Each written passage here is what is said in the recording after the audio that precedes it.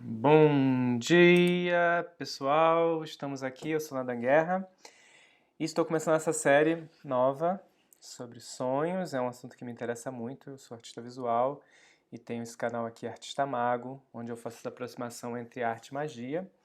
E o tema de hoje, que eu escolhi para começar essa apresentação, é: o sonho é um estado alterado de consciência? Eu escolhi essa pergunta porque eu acho que começa de um ponto muito interessante, de pensar que a gente tem dois estados de consciência, né? O sonhando, ou dormindo, e o acordado. Será que é só isso? Né? Tem muito mais coisa, às vezes, do que a gente imagina na nossa consciência. Nossa consciência não é só, quando a gente é acordado, não é só a consciência, né? É como se a gente tivesse vários mapas. Vou começar por essa imagem. É como se a gente tivesse vários mapas, né? Mês passado, eu trabalhei muito com um certo mapa junguiano, né? Do inconsciente, o inconsciente coletivo e uma certa supraconsciência, que seria um inconsciente mais profundo e que é conectado com todas as pessoas e tal. Só que é um mapa, né? De repente, dependendo da viagem, esse mapa a gente usa. Dependendo da viagem, a gente vai precisar de mapas mais complicados ou mais complexos só, né? Sem complicação, né? Porque é tudo um pouco mais simples às vezes do que parece. Às vezes a gente entender que a gente tem um cérebro que funciona em várias frequências e que existe uma coisa principal que é essa ideia de que a gente está separado do resto do mundo. Então isso a gente pode chamar de um ego, de um eu, que se sente, se percebe como uma entidade diferente das outras pessoas e das outras coisas, dos outros seres que habitam o planeta.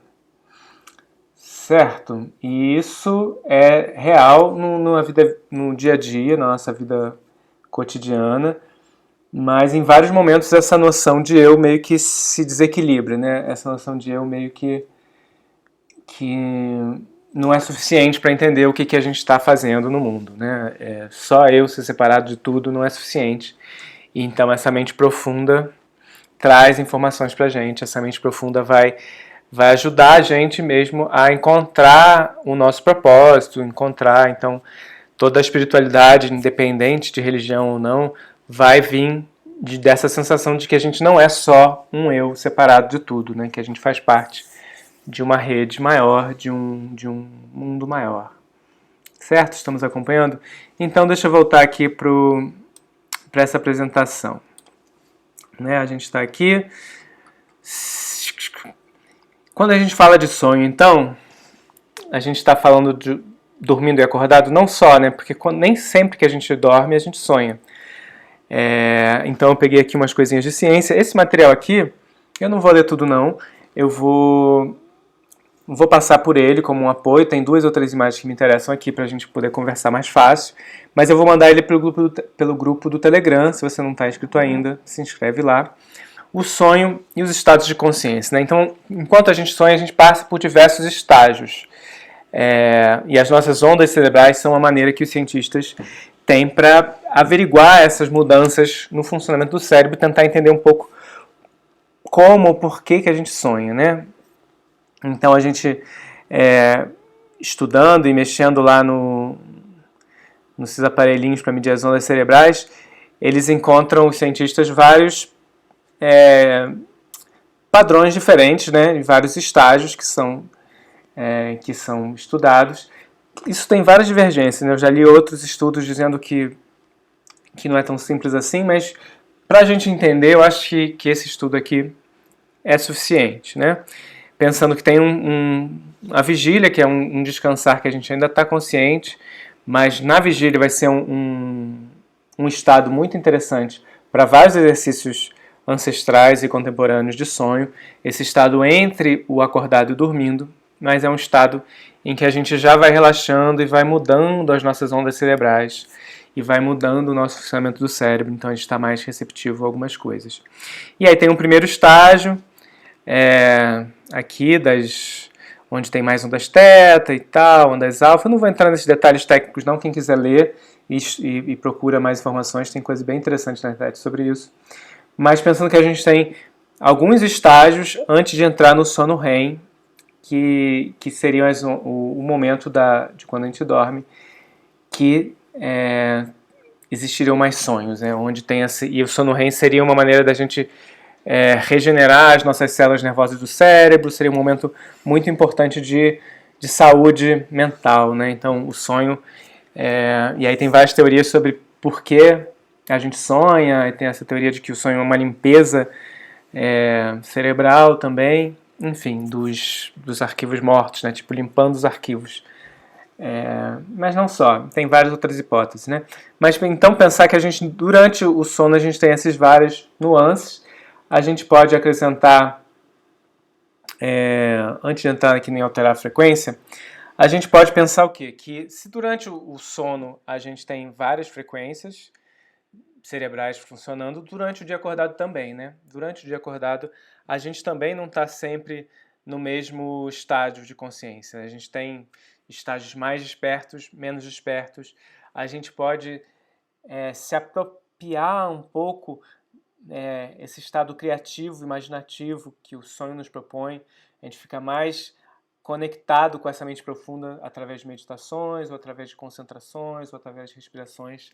A gente vai poder se aproximar disso, né? Então, quando a gente está aqui querendo alterar a nossa frequência, né? E aí isso vai ser falado em todas as culturas, né? Vai ter essa prática de como que a gente sai da nossa vida cotidiana, como que a gente sai dessa mente racional e que limita a nossa compreensão de nós mesmos, né? Vou ler aqui rapidinho. Então, acordados, as nossas frequências cerebrais também podem variar conforme a atividade que estamos fazendo. Quando estamos acordados e alertas, as ondas cerebrais são beta ou gama. A meditação pode induzir ondas alfa e teta, com vários benefícios à saúde. Os praticantes de Theta Healing, por exemplo, dizem que o estado teta você consegue voluntariamente reprogramar padrões de pensamento. Independente se você concordar com isso ou não, as meditações são comprovadamente um elemento muito bom para a saúde, né? O estado de meditação é chamado muitas vezes não mente, e é comum que seja descrito como uma alteração no estado de consciência, como observação dos pensamentos, da respiração e do corpo. Atenção e relaxamento.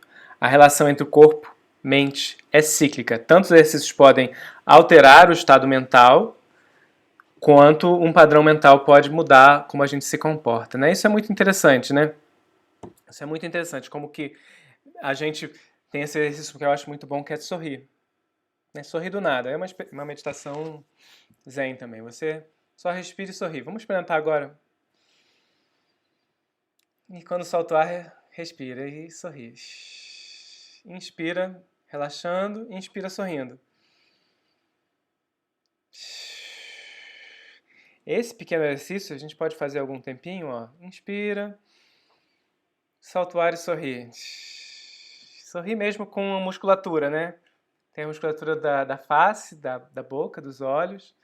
Quem quiser sorrir também com o abdômen.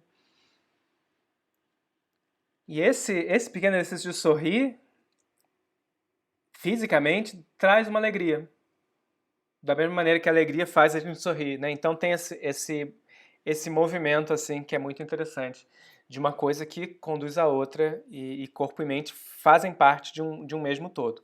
E partindo disso, que a gente vai ter, então, muitos exercícios de todas as culturas diferentes vão criar exercícios para mudar o estado de consciência, né?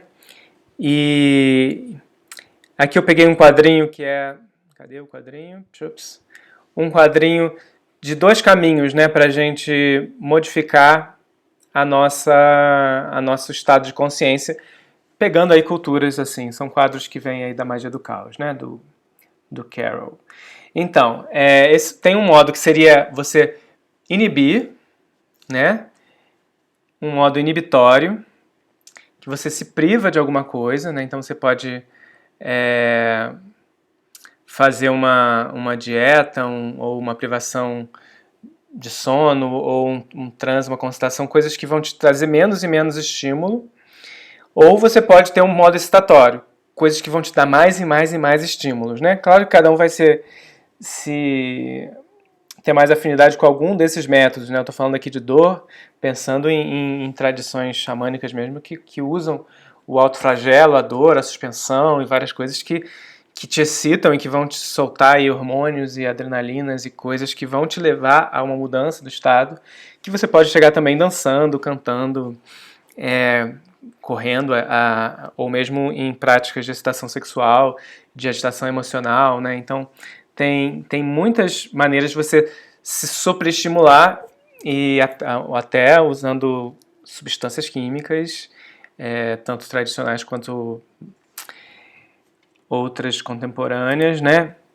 Então a gente vai ter todas essas maneiras que são tradicionalmente usadas para mudar o seu estado de consciência, né? Te excitando ou através de uma meditação de te inibindo sensorialmente, né? Te reduzindo a quantidade de informações que você tem e você vai poder, então, ir entrando, né? E é interessante que esses dois estados, num certo momento, vão chegar em lugares parecidos, né? Dessa não-mente, dessa sensação de dissolução com o todo, dessa sensação de que a gente participa do todo, que a gente participa do mundo de uma maneira geral, né? Que a gente é uma parte do todo. Certo? Acompanhando, gente? Vamos aqui, vamos seguir devagar. Quem tiver perguntas, pode me mandar. Na sexta-feira eu estou respondendo perguntas lá no Instagram.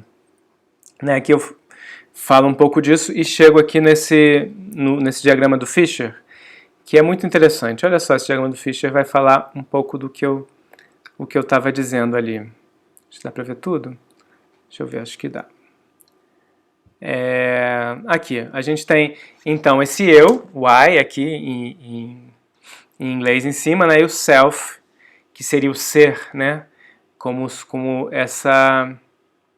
esse estado, né? Então, no estádio normal, na rotina diária, a gente às vezes está mais relaxado, menos relaxado, a gente está com a mente racional funcionando 100%, com a mente racional funcionando com total controle do que está acontecendo e, enfim, focado aí na nossa vida cotidiana, né? A gente, então, vai ter as coisas que são estimulantes, né? Então, a gente vai ficando mais estimulado, né? Esse lado aqui do estímulo aqui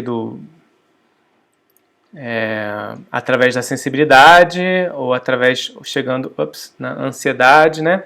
E chegando num estado muito interessante ali da criatividade, né? Quando a gente tem um estímulo suficiente para estar criativo, para estar produzindo, para estar...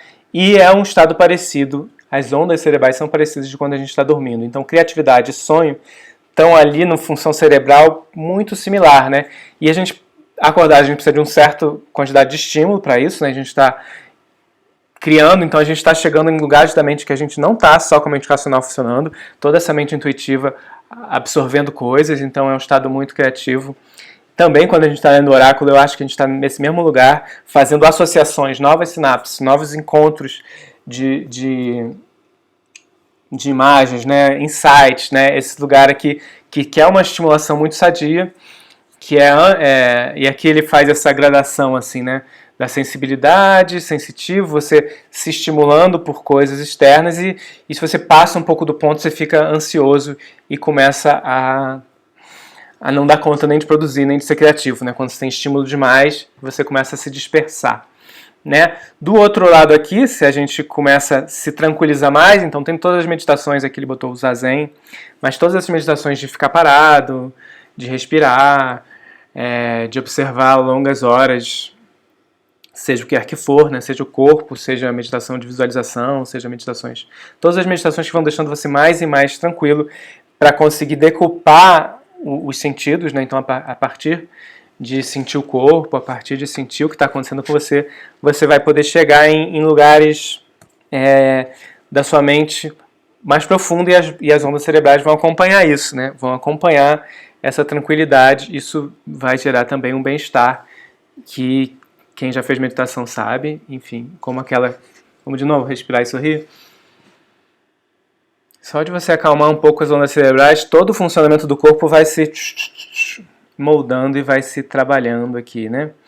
Então a gente tem esses estágios que ainda são muito cotidianos, né? Você pode tanto meditar quanto criar né, ainda num estágio com a mente racional super ali presente, e de repente, se você começar a mergulhar mais fundo, seja no lado inibitório, né, de ficar mais parado, quanto no lado estimulatório, a gente vai chegando em estados de consciência alterados, né?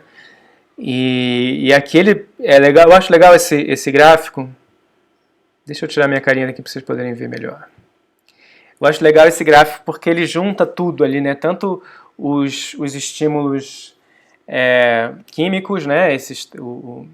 Esse gráfico é pensado muito com alucinação, né? Então tem um lado vai alucinando, o outro lado vai meditando, e os dois lados vão chegando no self, no ser, nessa sensação de completude, né? No samadhi, na ruptura mística, né? O êxtase através do excesso de estímulo, né? De você estar dançando por muitas horas, ou você estar numa cerimônia de alucinógenos, enfim, de qualquer coisa que seja, e o outro lado que você está em profunda meditação, você chega nesse samadhi, que é também uma realização dessa dissolução do ego no self, né? Dessa dissolução do eu no ser.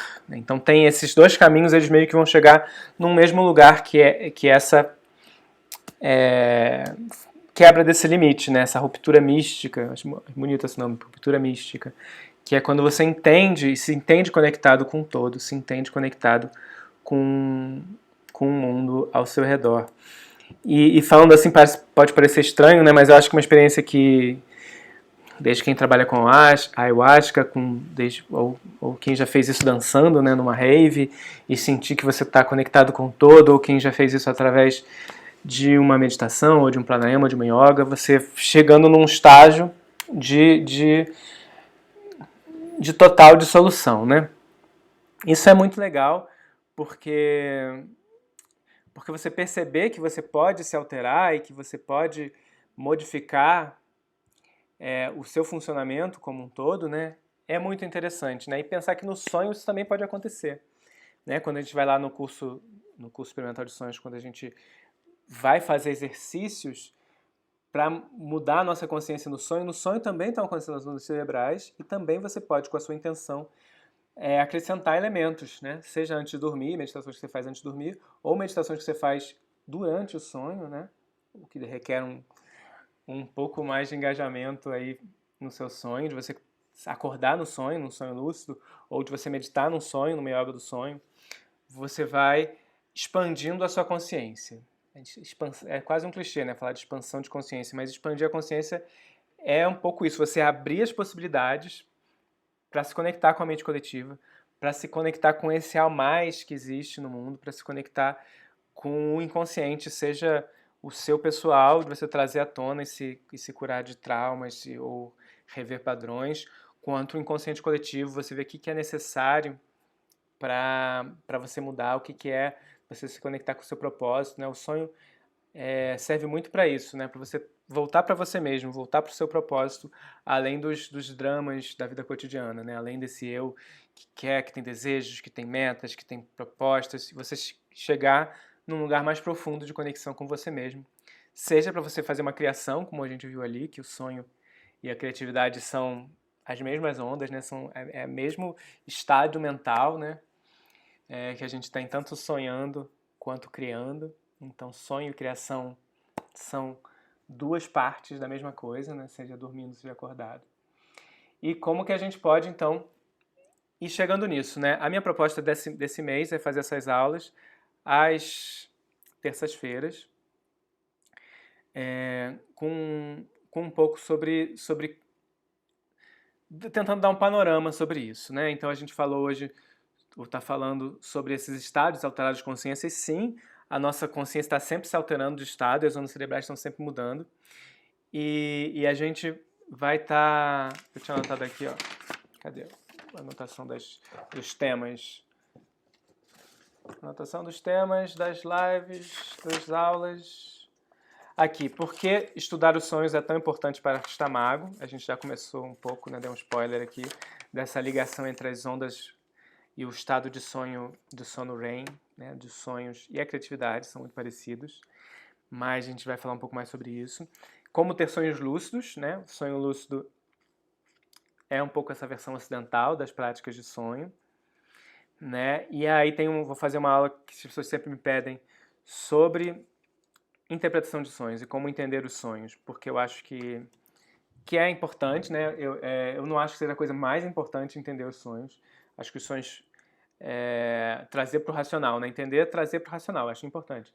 Mas além de entender, tem muitas outras coisas que a gente pode fazer com os sonhos, né? Mas vou fazer uma aula sobre interpretação de sonhos, as várias maneiras históricas que se tem dos sonhos, e uma sobre sonho xamânico, que eu chamei de Vamos nos encontrar nos sonhos. Bom, esse aqui é o planinho que eu fiz para o próximo mês, né? Para as próximas 4 semanas. Mas eu queria que você me mandasse perguntas, você que está assistindo aqui, mandar perguntas sobre isso, sobre o que você acha disso. Se você consegue alterar conscientemente as suas ondas cerebrais, né? Enfim, vamos continuar a apresentação aqui. Eu vou mandar essa apresentação lá no Telegram, né? Mas vamos... Cadê? Volta para aqui. Mas vou ler aqui só para a gente ver se a gente fecha isso. Dentro do quadro que estava ali, né, dos estímulos e inibições, cabem todas as técnicas de meditação tradicionais. As técnicas do Osho, que podem ser descritas como uma combinação entre elementos excitatórios, de dança, movimento e canto, e inibitórios, né, de concentração, de meditação.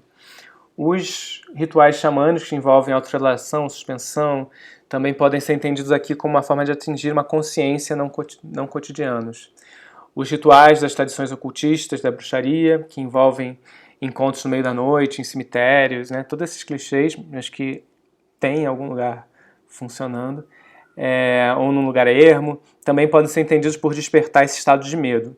Eu não gosto muito de trabalhar isso com estado de medo, não. Acho que o amor e a dança, para mim, funciona muito melhor. Mas se você for procurar e entender, né, por que fazem uma coisa tão assustadora, né, no meio da floresta, é para se conectar com a natureza, sim, também, mas é também para estar esse estado de excitação, né, de fazer uma coisa diferente também.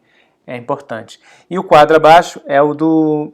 Esse quadro é o do Roland Fisher, né, que eu coloquei aqui embaixo. Sugere que podemos entender o mundo não como uma polaridade entre dormir e despertar, o sonho e a realidade. Há toda uma gradação de estados de consciência, uma cartografia proposta por ele. E é uma continuidade da percepção. Essa ideia que eu estava falando aqui, que não tem um dormindo e acordado, tem todo um caminho entre o dormindo e acordado, né? E aí eu gosto muito... eu vou conseguir ler com eu na cara em cima? Deixa eu ver. Esse estado de... Como a alucinação e a meditação podem chegar no mesmo lugar, né? Onde que eu tinha parado.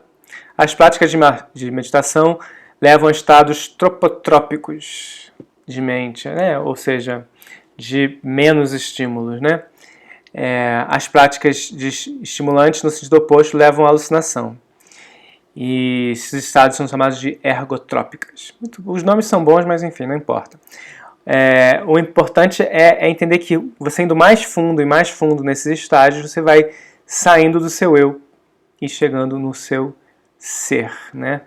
No tanto o samadhi quanto o êxtase são a dissolução do ego e a percepção do ser.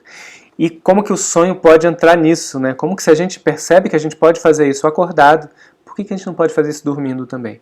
Por que a gente não pode se estimular, ou, por um lado, né, propondo atividades para fazer durante o sono, ou seja, encomendando sonhos, né, a gente está se estimulando, quanto a gente propõe uma meditação para acalmar a mente e sonhos mais profundos que tragam para a gente a consciência do nosso Dharma, ou da nossa sabedoria, do nosso caminho, enfim.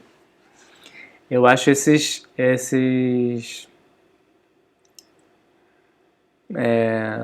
propostas boas. O que vocês acham? Eu vou mandar, além desse PDF, vou mandar uma meditaçãozinha. Porque me perguntaram, né? O curso experimental de sonhos, etc. O curso experimental de sonhos eu já fiz 2 vezes, foi muito interessante. E cada vez me traz novas questões, né? O curso experimental de sonhos é uma grande compilação de vivências e experiências de várias culturas, na minha síntese pessoal, assim, do que eu acho que faz sentido. E aí, a partir da última experiência que a gente teve, foi final de março, né? Abril, maio, eu tive outros insights, eu estou acrescentando coisas, tirando coisas, mexendo nele. Enfim, não consigo, sempre faço isso. Mas ele vai estar, vou liberar ele em breve. E essas aulas aqui eu vou incluir lá no curso experimental de sonhos também depois. Eu acho que faz uma coisa à parte, né? Uma coisa é entender o funcionamento, depois fazer os exercícios, né? Que eu acho que também sem fazer exercícios, tudo que eu estou falando aqui pode parecer muito estranho assim, mas como a gente pode sair da mente? Não sei.